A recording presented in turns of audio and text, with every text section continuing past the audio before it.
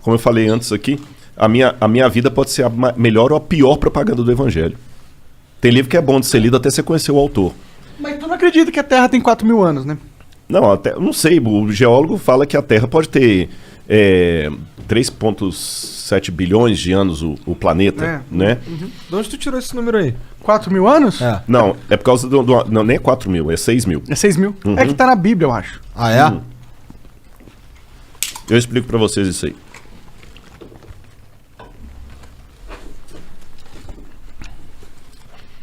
No Gênesis tem a idade dos patriarcas. Tanto fulano viveu tantos anos, tirou fulano, viveu tantos anos. Quando você faz aquela conta da idade dos patriarcas, mas há divergências, porque tem o Gênesis escrito em hebraico, tem uma versão dele para o grego, que dá uma diferença nos números ali. Pequena, mas dá. Mas dá em torno de um pouco mais de 6 mil anos, desde aquele período ali até hoje. Números aproximados, tá bom? Aí o que acontece? Então a Terra tem 6 mil anos. Quando você cruza isso com o paleontólogo que fala assim, não, tem milhões de anos, isso que parece uma estupidez, uma tonteria, mas vamos com calma. Em primeiro lugar, a invenção da escrita, se você pegar os primeiros livros que estudaram a invenção da escrita no século XIX, eles falavam que a escrita foi inventada em 5.000 a.C. Depois 4.000, 3.800, 3.500. Hoje, na melhor das hipóteses, a invenção da escrita é de 3.100 para cá. Você entendeu? Então, de história escrita mesmo, eu tenho em torno disso aí. Uhum. De história registrada. Escrita registrada. E esquece Bíblia por enquanto, daqui a pouco eu vou na Bíblia. E as manchas na parede. Exatamente. Da caverna. Exatamente. Aí, o que vai daí para trás tem um pouco de especulação. Mas vamos devagar.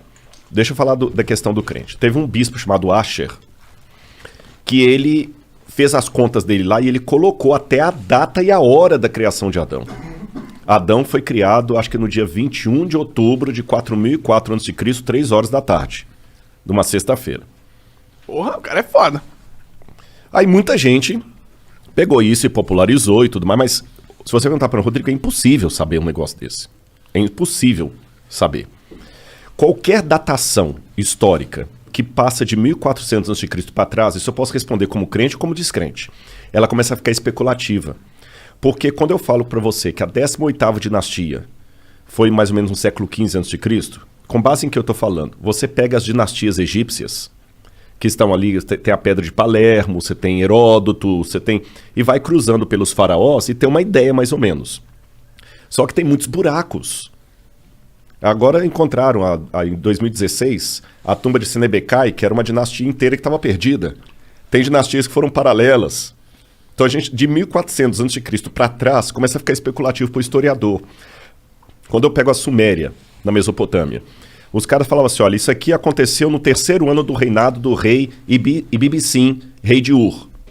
Tá, mas o 3º ano do reinado de Ibibissim significa o quê? Eles não tinham um calendário padrão. Então, você fala assim, pô, o Igor já está trabalhando aqui, já tem 2 anos. Então, no 2º ano de trabalho do Igor aqui, tá, mas o 2º ano de trabalho do Igor significa o quê? Quando a gente encontra um tablete cuneiforme com uma informação astronômica, cara, isso é muito bom. Se eu encontro lá, assim, no 2º ano do reinado do rei Ibibissim, teve um eclipse solar. Aí eu vou no meu amigo astrônomo, ele faz aqueles esquemas lá de voltar à Terra... no computador, voltar né? Voltar ao ciclo estelar, né? E ele consegue me falar, no calendário atual que a gente usa, qual foi a hora precisa de um eclipse solar visível na Mesopotâmia, naquela região. Se tinha, até dá pra ver se tinha nuvem, se não tinha nuvem. Caramba, é muito bom isso. Eu usei isso para falar de datação da morte de Cristo e tudo mais. Não como um astrônomo, que eu não sou astrônomo. Isso aí você põe na mão do cara e ele te devolve. Opa, então no dia 23 de abril de 2005, é isso aqui. Aí eu vou descobrir se o cara usava um calendário lunar, solar, lunisolar. É bem... Aí depois que você vai cruzando todos esses dados, lembra quando tinha o CSI que o cara punha na parede a fotografia e ia puxando com os barbantes? Sim. Já fazendo aquele cômputo ali. Então a gente trabalha com algumas evidências, mas certeza histórica absoluta a gente não tem das datações. Sim. Hoje, por essas coisas, a gente chega mais ou menos a 3.100 a.C. O que vai daí para trás é especulativo. Aí o cara olha a parede lá, o desenho rupestre, e já teve o desenho rupestre, só para você ter noção que as datas são altamente especulativas, Sabe a Luzia? Uhum. A Luzia, eu já encontrei umas 4 ou 5 diferentes datações para Luzia. Tem gente que coloca a presença do homem aqui no Brasil em 25 mil anos atrás. Tem gente que coloca há 45 mil anos atrás. Pô, 25 mil para 45 mil é muita diferença. Entendeu? Quando o homem chegou na América, 250 mil anos atrás, 100 mil anos atrás, um disparate tão grande que você vê que os caras também estão... Estimando. Agora, se eu trabalhar com a ideia de que Deus pode ter criado e que Adão é uma figura histórica, eu posso ter colocado Adão um pouco antes ali do período do bronze.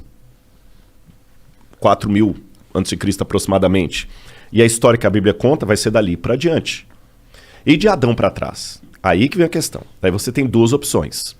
Ou você pode trabalhar como o Teilhard de Chardin, que falava que Adão foi o primeiro exemplar do Homo sapiens sapiens. Ou eu posso trabalhar com a hipótese, e eu posso argumentar isso se vocês quiserem, que a história do Gênesis não é uma lorota, que Deus veio, que se Deus existe, basta para que o milagre aconteça, basta Deus existir e ser todo-poderoso. Ponto. Basta isso. Se ele resolveu criar o homem como a Terra falou, como a Bíblia falou, e eu posso entrar no mérito, mas não parece muito conto da carochinha, um casal de nudistas lá que a cobra falou, blá, blá, eu posso entrar nesse mérito se vocês quiserem. Se Deus criou aquilo ali, a história da Terra pode ter realmente 6 mil anos. Porque não existiu o Pithecanthropus erectus, o Homo ergaster, o Cro-Magnon. Aliás, muitos desses já até saíram da linhagem humana, porque não tem nada de humano. Mas a gente tem ossos, né, dessas evoluções, né? É aí que está o problema. Vou dar um exemplo para você. Eu acho que foi... Então, peraí, você tá falando que você realmente acredita, então, que a Terra tem 6 mil anos? Eu não respondi essa pergunta, desculpa. Biblicamente, fala assim: no princípio criou Deus os céus e a terra. A terra, porém, era sem forma e vazia. Havia trevas sobre a face do abismo e o Espírito de Deus pairava sobre as águas. Então, ali em Gênesis capítulo 1, versículo 1, não se fala quando Deus criou a terra. A terra já existia. Num estado sem forma e vazia, inclusive com água. Então, a terra, como estrutura, ela pode ter existido por 4,2 bilhões de anos. E Gênesis está contando quando Deus pegou essa terra sem forma e vazia e meteu nela a luz, Fiat Lux, haja luz, e a vida. Mas a luz em que sentido? Porque o primeiro verso, Deus disse, haja luz, e houve luz. Mas a luz física? A luz fótons? física. Que haja fótons? Aí é um pouco especulativo, né? Entendi. Porque no hebraico diz or. Or é luz. Uhum. Agora, o que escreveu o Gênesis, na minha opinião, Moisés, ele não tinha essa visão científica que a gente tem hoje, luz, né? Houve luz. E a luz veio e rompeu. Como é que foi aquele esquema ali? Né? A gente não sabe. Mas ali pode estar descrevendo apenas um processo sobre um planeta que já existia há 4 alguma coisa bilhões de anos. Uhum. Eu nem sei se a data é 4,7 bilhões. Também não sei. Eu sei que é muito tempo. Eu sei que é bilhões. Você está entendendo? Uhum. Então não é incompatível com o texto bíblico a ideia de uma terra antiga. Por isso que quando você perguntou se a Terra tem 6 mil anos, eu falei, não, deixa eu explicar. A Terra pode ter bilhões de anos. A vida na Terra que veio... Pode ter bilhões de anos. Pode ter bilhões. Agora, também estou colocando como hipótese, porque